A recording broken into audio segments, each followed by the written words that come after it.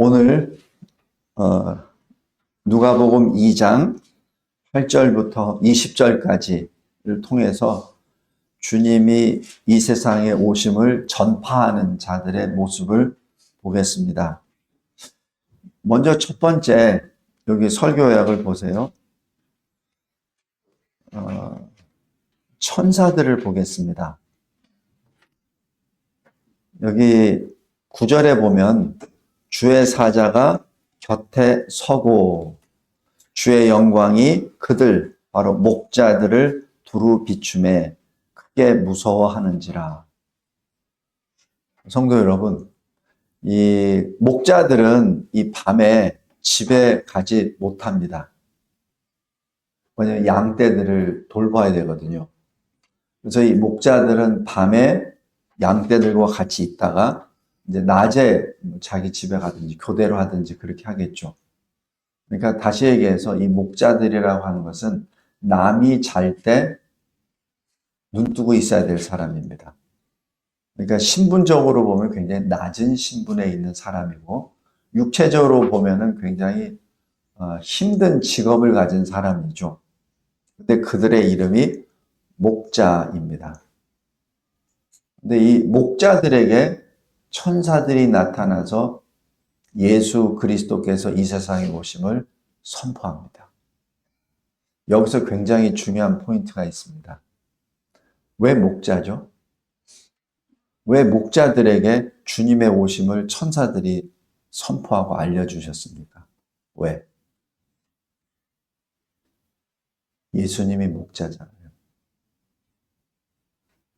예수님이 목자잖아요. 그 목자의 삶이 예수님의 3년 공생애의 삶입니다.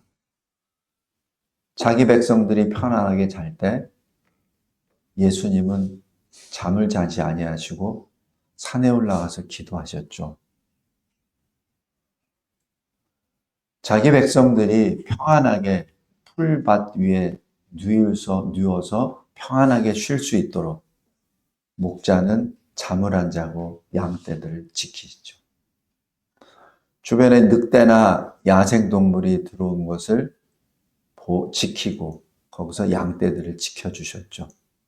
이 목자들, 그냥 우리가 쭉 보면은 비천한 직업에 있는 사람에게 하나님이 오셔서 계시하셨다라고만 그렇게 해석을 저도 했었습니다. 그런데 목자라는 그 직업을 쫙 봤을 때 그 목자의 직업을 성취하신 분이 예수님이시잖아요. 예수님이 3년 공생애 하실 동안에 언제 한번 제대로 주무신 적이 있나요? 예수님이 하시잖아요.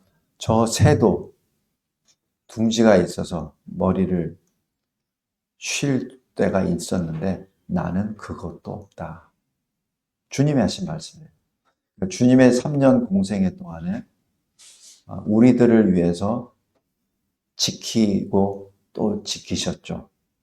바로 그 목자들에게 예수님의 오심을 계시하십니다. 지금 이게 주님이 특히 이 복음서를 이렇게 쭉 보다 보면은 거기 나오는 하나하나가 굉장히 깊어요. 그걸 제가 지금 10여 년 동안 이 설교하면서 느낀 점입니다.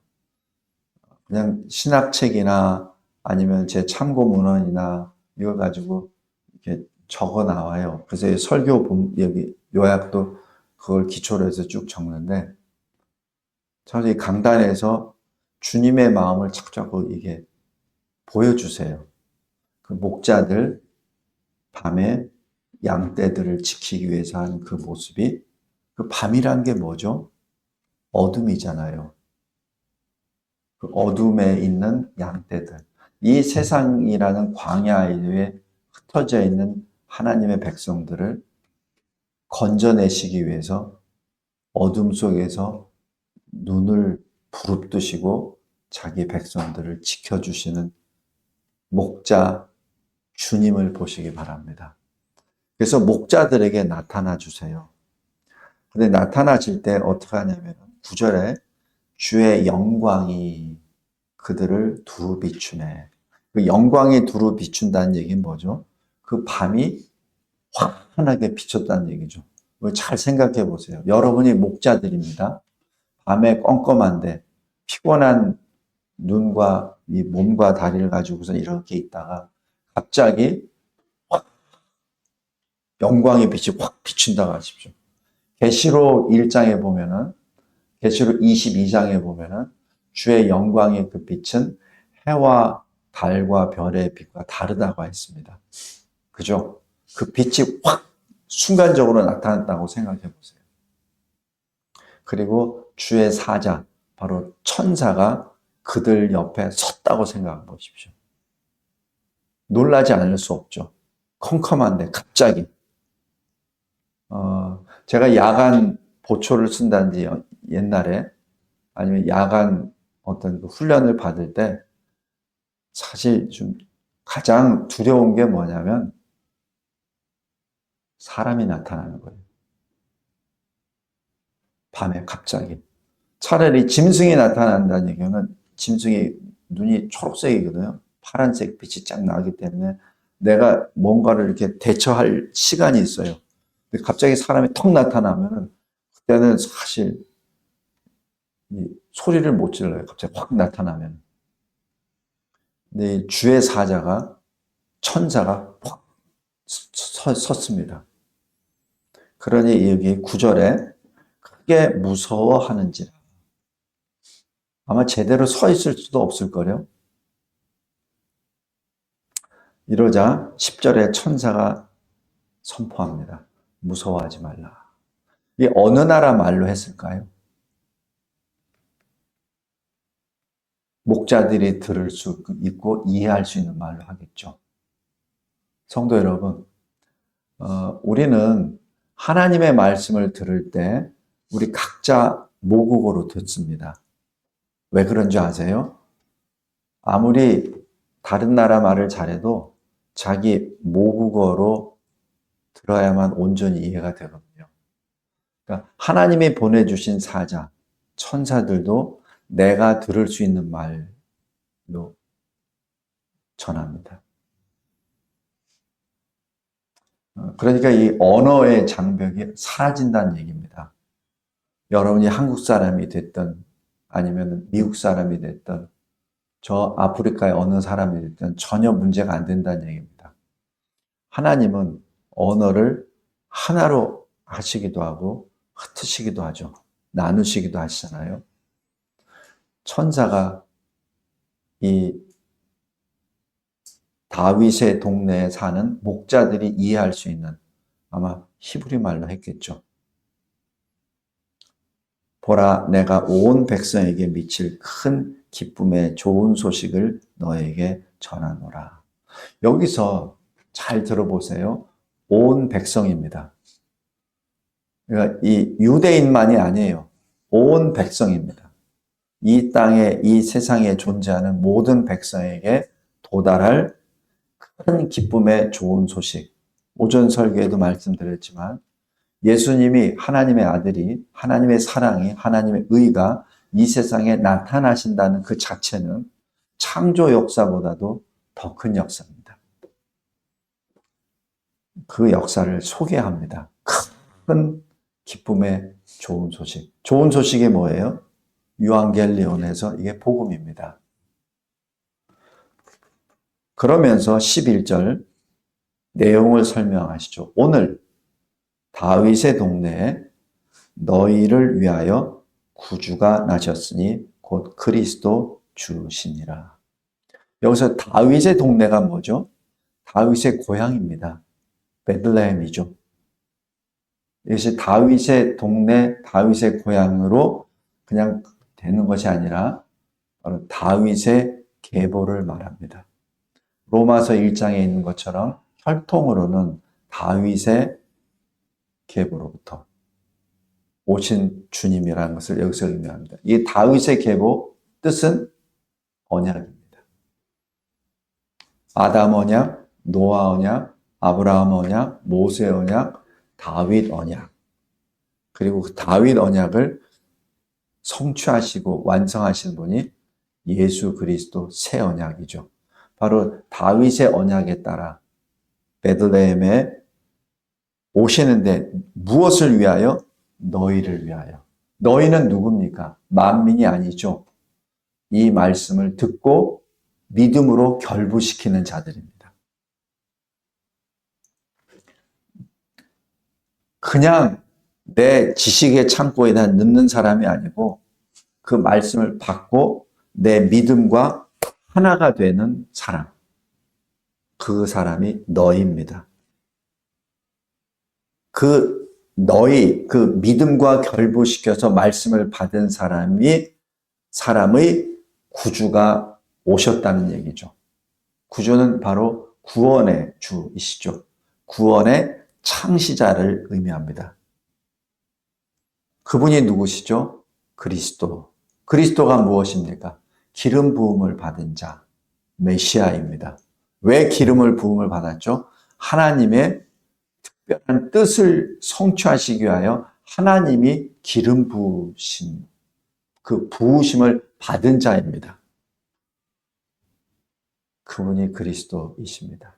또 그분이 누구라고요? 우리의 주, 우리의 왕이십니다. 이 11절 한 문장에 엄청난 뜻이 들어있습니다.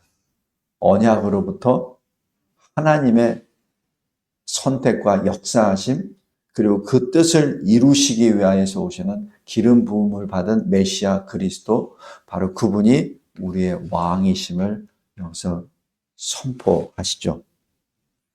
그 다음에 12절 보면 그 표적이 뭔 줄 아느냐? 가라! 강보에 쌓여 구유에 뉘어있는 아기를 보리니 이것이 너희들에게 표적이다. 여기서 가라라고 할 때 어디로 가란 말입니까? 아무것도 없죠. 근데 그 안에 다 있습니다. 어디로 가라고? 구유가 있는 곳으로 가란 얘기죠. 어디로 가라고? 분명 빛이 비추는 그 장소입니다. 그래서 구체적으로 가는 장소를 언급을 안 해요. 창세기 12장에 아브라함이 하나님의 사명을 받고 떠날 때 어떻게 하죠? 갈 바를 알지 못하고. 왜? 여호와 하나님이 뭐라고 했어요? 내가 너에게 갈 길을 지시할 터이니, 보여줄 터이니, 이렇게 말씀합니다. 그럼에도 불구하고 갈 바를 모지 못하고 어디는 몰라요. 근데 이 목자들에게는 전혀 그런 표현이 없어요. 가라. 왜? 빛이 이미 그곳에 임했기 때문에. 성도 여러분, 예수님이 이 세상에 오신 것은 어느 역사의 한 구석에서 은밀하게 오신 게 아니에요. 하나님의 말씀에 늘 귀 기울인 자는 들을 수 있고 하나님의 말씀을 본 사람은 볼 수 있도록 영광의 빛으로 오셨습니다. 그런데 왜 목자들만 봤죠? 그것이 한계입니다. 우리 이 시대도 마찬가지예요. 수도 없이 이 크리스마스에 대해서, 주님의 이 성탄에 대해서 수도 없는 많은 설교와 또 증언이 계속 나옵니다. 문헌도 굉장히 많아요. 이것보다 많은 게 없을 거예요. 그러나 믿는 사람은 구별됩니다. 마태복음 22장에 있는 것처럼 청함을 받은 자는 많으나 택함을 받은 자는 적으니라라는 그 말씀입니다. 오늘 여기 목자들은 그냥 일반 목자들이 아닙니다. 주님을 기다리던 목자들입니다. 그래서 하나님의 천사가 주님의 앞에 선 것이죠. 여기 잘 보세요. 천사가 몇 명이죠? 주의 사자가 몇 명이죠? 한 명. 한 명이 임했죠. 그리고 이 소식을 전합니다. 듣는 사람은 뭐죠? 목자들 다수입니다. 그러면서 이때 이 선포했을 때 13절 보세요. 하나님의 아들 예수 그리스도가 오심을 선포하는 것은 한 천사입니다. 그러나 13절에 호련히 수많은 천군이 이미 그것을 하늘의 문이 열리고 하늘에 있는 천군 천사들이 다 내려온 거예요. 한번 잘 생각해 보세요. 엄청난 천군 천사가 내려온 겁니다. 이게 뭐예요? 하나님의 나라가 내려온 겁니다. 왜? 왕이 오셨기 때문에. 그냥 단순한 역사가 아니에요. 예수 그리스도께서 이 혈과 육에 우리 사람의 모습으로 오신다는 그 자체가 그냥 단순 이벤트가 아니에요.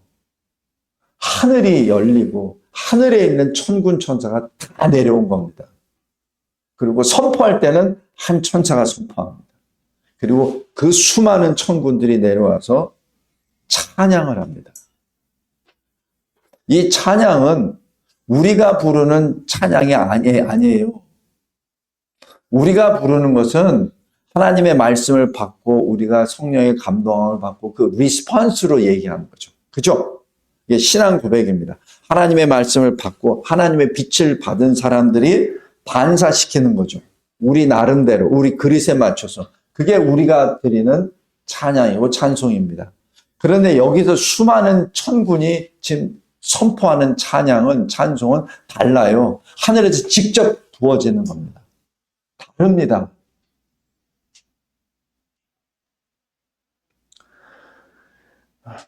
그래서 이 영어로 하면은 anthem이라고 보통 합니다. 그래서 왜 우리 애국가를 national anthem이라고 하죠. 그리고 우리가 부르는 것은 힘입니다. 우리 이제 영어로는 구별이 돼요. 힘은 우리가 말씀을 받고 성령의 감동으로 우리가 리스폰스 하는 게 힘입니다. 그러나 저 하늘에서 울리는 것은 앤썸입니다. 그냥 선포입니다. 그러니까 똑같은 말씀이지만 달라요. 우리가 리스폰스 하는 게 아니에요. 하늘에서 그냥 부어지는 겁니다. 우리가 리스폰스 하는 것은 약간의 오류가 있을 수 있어요. 그러나 하늘로부터 부어지는 것은 절대 진리입니다. 그 절대 진리가 14절입니다. 지극히 높은 곳에서는 하나님께 영광.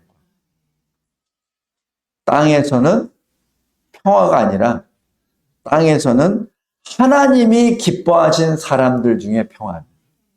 다시 얘기해서 땅의 평화가 아니에요. 하나님이 기뻐하지 않는 사람들에게는 공포죠. 아까 헤롯처럼 얼마나 두려우면 찾아가지도 못하고 나중에 속았다는 걸 알고 사람을 시켜서 2살짜리 미만은 다 죽입니까? 그죠? 얼마나 두려웠으면. 그게 잔인하다라고 표현이 가능합니다. 그러나 얼마나 두려웠으면 그 악행을 했을까요? 그죠? 잘 생각해 보십시오. 14절은 하나님이 우리들에게 주시는 선포의 말씀입니다. 그냥 우리가 임의적으로 받아들이는 그런 게 아니에요. 그래서 이 크리스마스 시즌에 물론 이제 이거를 간단하게 만들어서 하늘에는 평화, 하늘에서는 영광, 땅에서는 평화 이렇게 보통 글귀를 많이 써요. 이거 잘못된 겁니다. 그게 이 하나님의 말씀을 자꾸자꾸 자기식으로 자르고 해서 표현하기 좋게 이렇게 하는 건데 그게 큰 잘못입니다. 그러니까 그냥 땅에는 전부 다 평화래. 믿는 사람도 평화, 안 믿는 사람도 평화 이렇게 돼버립니다. 아닙니다. 그건 큰 오류입니다. 지금 위에서 하나님의 그 천사들이 선포하는 것은 그대로 받아들여야 됩니다.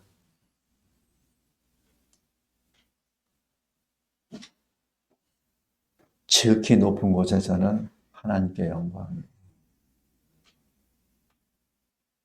우리 주한이는 어디 갔죠? 내가 저 청년들 꼭 저에서 오후 예배까지 꼭 드리라고 하는 게 거기 있습니다. 왜냐하면 들어야 돼요. 안 들면 안 돼요. 그다음에 땅에서는 하나님이 기뻐하신 사람들 중에서 평화입니다. 진정 평화를 원하십니까? 하나님이 기뻐하시는 자리에 서기 바랍니다. 그러지 않을 때는 평화가 없습니다. 자, 그리고 이때 15절에 천사들이 떠납니다. 하늘로 올라갑니다. 이것을 누가 봤어요? 목자들이 봅니다. 그러니까 천사들이 순식간에 확 없어지는 것이 아니라 올라가는 것을 목자들이 봤어요. 왜 그것을 보여주셨을까요? 처음에 천사들이 빛과 함께 딱 나타났을 때 순간적으로 착 보여줬는데 왜 올라가는 것을 왜 보여주셨을까요? 왜? 천사들의 원 소속이 하늘에 있다는 것을 보여주기 위함입니다. 지금 이것은 그냥 환상이 아니라는 것을 보여주기 위함이에요. 지금 하나님이 보내주셨다는 것을 보여주십니다. 예수 그리스도께서 아기로 태어나셨지만 다시 하늘나라로 올라가신다는 것을 지금 예표하는 겁니다. 그리고 우리의 본향이 이 땅이 아니라 하늘에 있다는 것을 지금 보여주시는 거예요. 우리가 이 육신의 장막을 벗고 죽었을 때 우리가 가야 될 본향은 바로 천국, 하늘나라라는 것을 보여주시기 위함입니다. 그래서 15절입니다. 천사들이 떠나 하늘로 올라간다라고 기록합니다. 이 엄청난 역사입니다. 천군 천사들이 다 지금 하늘로 올라가는 거예요. 마치 예수님이 승천하실 때 갈릴리에 있는 제자들이 그냥 구름에 의해서 가려서 안 보일 때까지 계속 쳐다보고 있듯이 지금 천군 천사가 올라가는 것을 지금 계속 보고 있다는 사실입니다. 그래서 목자들이 뭐라고 하죠? 서로 말하되 이제 베들레헴으로 가자. 성도 여러분, 여기 11절에 천사가 뭐라 그러죠?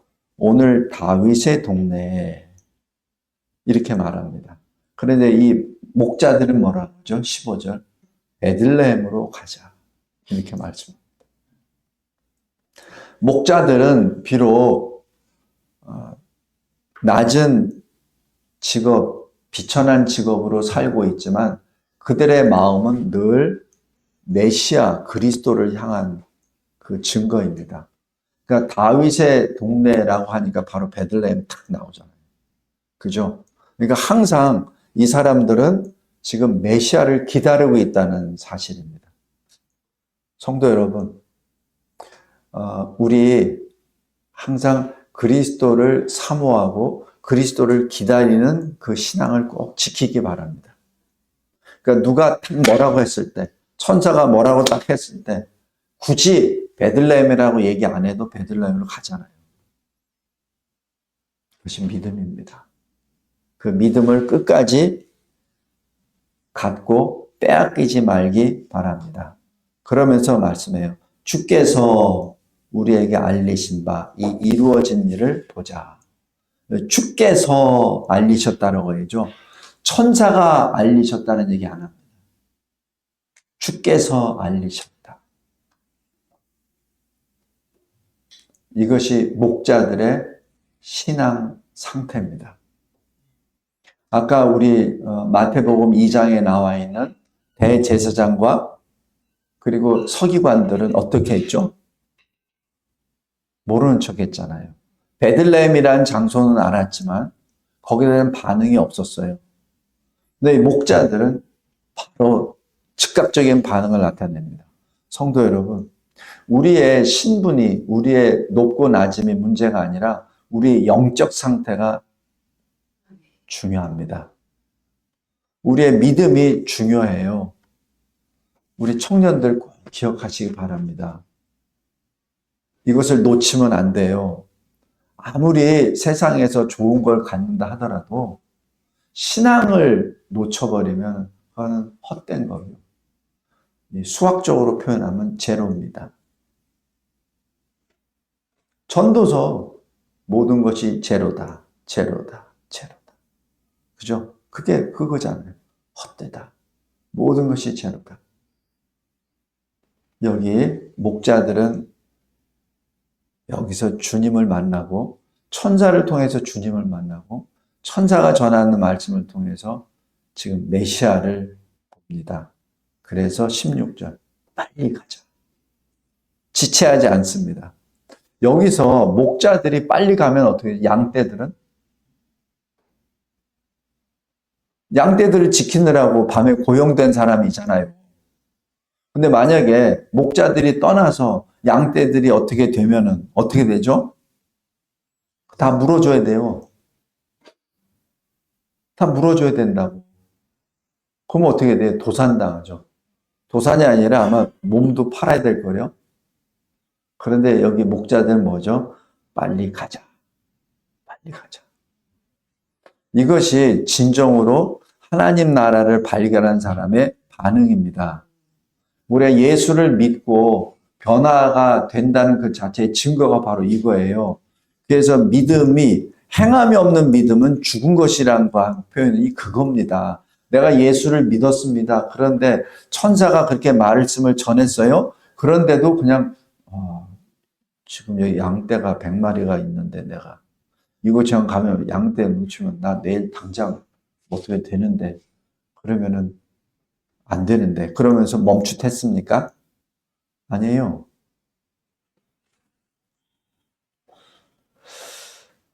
빨리 가자. 그리고 찾습니다. 마리아, 요셉, 구유에 누인 아기를 찾습니다. 가서 17절 봅니다. 그리고 전합니다. 이것이 목자들의 사명입니다.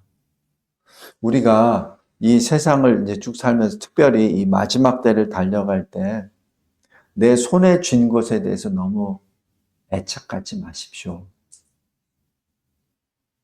내 손에 쥐고 있는 것을 너무 애착하지 마세요. 때가 급하게 돌아가고 있습니다.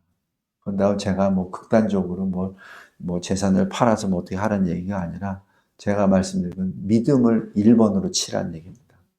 하나님을 1번으로 치라는 얘기예요. 내 옆에 있는 일거리, 내 옆에 있는 내 어떤 시험, 내 뭐 있는 어떤 이런 거, 이게 1번이 돼서는 안 된다는 얘기예요. 지금 이 목자들의 1번은 찾는 겁니다. 바로 메시아를 찾는 거예요. 그 신앙으로 달려가기 바랍니다. 특별히 우리 다음 세대들, 우리 청년 세대들 꼭 이것을 꼭 놓치시기 말기 바랍니다. 우리가 그걸 제대로 못했어요. 그래서 교회가 이렇게 됐고 나라가 이렇게 된 겁니다. 그래서 참 미안해요. 참 미안해요. 우리가 제대로 믿음을 지켰어야 이 나라가 이렇게 엉망진창이 안 될 텐데 우리가 지키지 못했습니다. 그래서 우리 자녀 세대들, 다음 세대들에게 이렇게 간곡히 부탁하는 겁니다. 우리처럼 되지 말라. 우리처럼 되지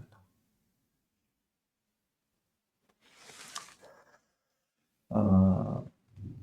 18절에 보면 듣는 자가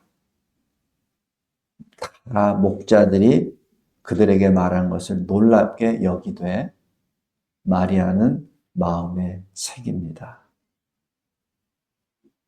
그래서 이 누가복음에 이 내용이 기록된 것이죠. 왜냐하면 누가가 기록할 때 마리아의 증언을 분명히 많이 들었을 겁니다. 그리고 여기 20절 목자들은 자기들에게 이르던 바와 같이 듣고 본 그 모든 것으로 인하여 하나님께 영광을 돌리고 찬송하며 돌아가냐. 어디로 돌아갔겠습니까? 양떼들인 대로 돌아갔겠죠. 그러니까 사명을 다하고 돌아간 것이죠. 성도 여러분, 꼭 기억하시기 바랍니다. 여기 설교약주 보세요. 첫 번째, 왜 목자들에게 계시하셨습니까? 지금 여기 보면은 아까 마태복음 2장보다도 훨씬 전에요. 동방박사가 오기 전에 목자들에게 먼저 온 겁니다. 그죠? 순서적으로 봤을 때. 가장 먼저 이 기쁜 소식을 받은 사람은 목자들입니다. 하나님은 자기 백성들에게, 특별히 깨어있는 자들에게 가장 기쁜 소식을 먼저 전해주십니다. 그 소식을 받는 저와 여러분이 되길 바랍니다. 항상 예수 그리스도의 마음으로, 목자의 마음으로 말씀을 받고 살아가는 목자들에게 먼저 오신 것이죠. 그 다음에 두 번째는 누구에게 평화입니까? 하나님이 기뻐하신 사람들 중입니다. 하나님이 기뻐하시는 사람들이 누구죠? 바로 성도들입니다. 교회입니다. 여기 고린도전서 1장 한번 보세요. 성령께서 사도 바울을 통하여 이렇게 정의를 내려주세요. 고린도전서 1장 2절 보십시오. 고린도에 있는 하나님의 교회. 고린도 교회를 말하죠. 곧 그 하나님의 교회가 뭐죠? 그리스도 예수 안에서 거룩하여지고 성도라 부르심을 받은 자들입니다. 이게 교회예요. 교회는 건물이 아닙니다. 물론 건물도 부르죠. 교회 건물이라고. 교회라고 하는 그 개념은 에클레시아라는 얘기는 out of being called입니다. 어디서부터 부름을 받고 바깥으로 끄집어 나온 사람입니다. 세상이라는 곳에서 하나님의 부르심을 받고 세상에서 나온 사람이에요. 그것이 그리스도 예수 안에서 거룩하여지고 성도라 부르심을 받은 자들이고, 또 하나님의 교회가 뭐죠? 각 처에서 우리의 주, 곧 그들과 우리의 주 되신 예수 그리스도의 이름을 부르는 모든 자들입니다. 그러니까 예수 그리스도의 이름을 부르는 모든 자들이 바로 교회입니다. 거룩함을 받은 자, 거룩하다 성도라 부르심을 받은 자들이 교회고, 예수 그리스도의 이름을 부르는 자들, 바로 교회입니다. 부른다는 얘기는 뭐예요? 예배자들 말합니다. 다시 말씀으로 돌아가겠습니다. 여기 설교야 큰 2번에 바로 어디에 평화가 있다고요? 교회 안에 평화가 있습니다. 하나님이 기뻐하시는 사람들, 성도들, 하나님의 이름을 부르는 자들, 예수 그리스도의 이름으로, 그 사람들이 바로 하나님의 은혜를 받은 자들입니다. 마지막 하나, 왜 구유에 누우셨습니까? 예수 그리스도께서. 요한복음 1장에 보면은 세례 요한이 예수님이 오실 때, 요단으로 오실 때 뭐라고 하셨죠? 보라, 세상 죄를 짐고 지으신 하나님의 어린 양이로다 라고 하시죠. 그 어린 양이 지금 구유에 누워 계십니다. 물론 거기에 여관이, 숙소가 없기 때문에 그런 외양간이나 마옥간에 가서 그 어린아이, 갓난아이의 모습으로 오신 주님이 구유통에 있습니다. 그 구유가 있는 곳이 바로 하나님께 드린 어린 양이 거하는 곳입니다. 그래서 그곳이 하나님의 어린 양이 오셨다라는 것을 계시합니다. 마치 밤에 잠을 못 자고 양떼들을 지키는 목자들을 통해서 예수 그리스도의 선한 목자의 모습이 계시가 되었듯이, 구유에 누워 계시는 어린 양이 우리의 죄값을 대속하시는 어린 양, 하나님의 어린 양의 모습이 바로 거기에 재현되죠. 말씀을 맺겠습니다. 우리는 이 복음을 받은 자들입니다. 이 목자들이 최초의 복음 전도자였음을 고백합니다. 왜냐하면 직접 천사가 와서 전했고 천군 천사가 직접 찬양을 했었던 것을 듣고 그 천사들과 천군들이 올라가는 것을 다 보고 그 구유에 직접 와서 이 소식을 전했던 사람이 바로 목자들이거든요. 저와 여러분이 시대 공간을 초월한 바로 목자들입니다. 이 기쁜 소식을 전하고 주님께 경배드리는 저와 여러분이 되시기를 주 예수 그리스도의 이름으로 기도합니다. 감사하고 감사합니다. 하나님께서 저희들에게 주신 이 귀한 역사가 또 이 시공을 초월한 말씀을 통하여 저희들에게 임하게 하심에 진심으로 감사합니다. 예수 그리스도의 이름으로 기도드렸나이다. 아멘.